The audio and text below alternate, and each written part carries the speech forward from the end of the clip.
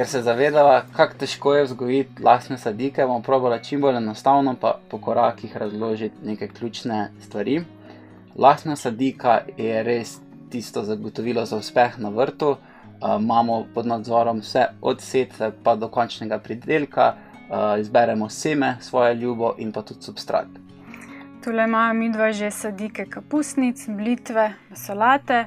Zelena in jajčice še treba malo počakati in sledi tista pomembna faza pikiranja. Pa gremo najprej pogledati, zakaj sploh pikiramo, pa zakaj je to pomembno.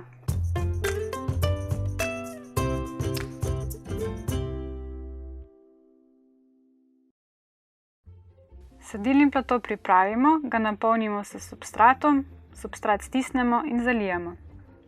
Ko rastline v kalilniku razvijajo svoje klične liste, so že pripravljene za pikiranje v svoje sadilne celice.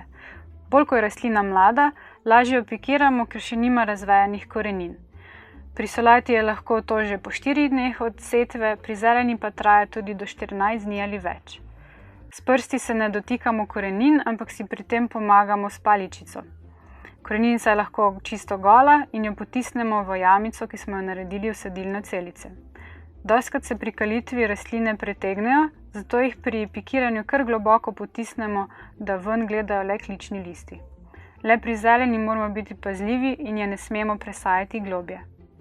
Na koncu po potrebi dodamo še substrat in ga s prsti nežno stisnemo okoli presajene rastlinice. Pikiranje je v bistvu presajanje malih rastlinic, ki so že razvile klične liste v svoje sadilne celice ali lončke in tam razvijajo se do končne velike sadike.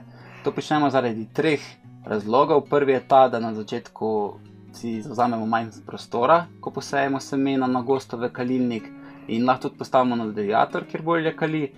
Druga je ta, da če slučajno seme ne kali in nam ostane cel sadilni plato pa le 5 sklitih semen, smo spet slabo izkoristili prostor. Ta zadnja, ki pa je v bistvu najbolj pomembna, pa to, da se prepikirane rastline skrbno izbere in izberemo samo tiste, ki so najbolj zdrave, največje in poskrbimo za naravno selekcijo v bistvu v tej fazi. Vseh rastlin ne moramo pikirati, smo pripravila pa seznam vse zelenjave, ki se lahko pikira, to povezavo pa najdete v opisu videa. Meni je pikiranje zelo luštno opravilo, tako pomirjujoče. Res je, ja. Moramo pa paziti, da pikiramo pravilno velike celice, da se nam ne zgodi to, da so premajhne, pa moramo še enkrat pikirati in izgubljamo čas. In da se to ne zgodi, smo pripravili v naslednji epizodi vse o različnih sadilnih platojčkih in lončkih.